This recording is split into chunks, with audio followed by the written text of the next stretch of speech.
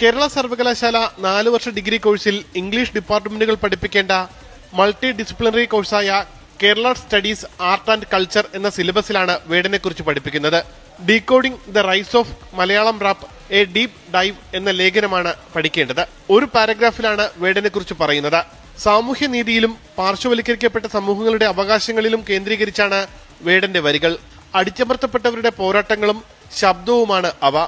തന്റെ സംഗീതത്തിലൂടെ മലയാളം റാപ്പ് രംഗത്ത് ചെറുത്തുനിൽപ്പിന്റെയും ശാക്തീകരണത്തിന്റെയും പ്രതീകമായി വേടൻ മാറിക്കഴിഞ്ഞുവെന്നും ലേഖനത്തിൽ പറയുന്നു. 4 വർഷ ഡിഗ്രി കോഴ്സുകൾ പഠിക്കുന്നവർക്ക് 3ാം സെമസ്റ്ററിൽ തെരഞ്ഞെടുക്കാവുന്ന പേപ്പറാണ് Kerala studies art and culture. ഈ 3ാം സെമസ്റ്റർ പഠനവും പൂർത്തിയാക്കി കഴിഞ്ഞു. കാലിക്കറ്റ് സർവകലാശാല വേടന്റെ വരികൾ സിലബസിൽ ഉൾപ്പെടുത്താൻ ആലോചിച്ചിരുന്നെങ്കിലും പിന്നീട് ഉപേക്ഷിക്കുകയായിരുന്നു. കണ്ടില്ലേ, ഇതില് ABCD മക്കൾ വന്നങ്ങ് മെഴുകുകയാണ്. ആരാണ് ABCD മക്കൾ? സംഘമിത്രങ്ങൾ അല്ലേ? കള്ള വോട്ടിൽ കൂടി ജയിച്ചിട്ടും അതിനെപ്പറ്റി ചോദിക്കുമ്പോൾ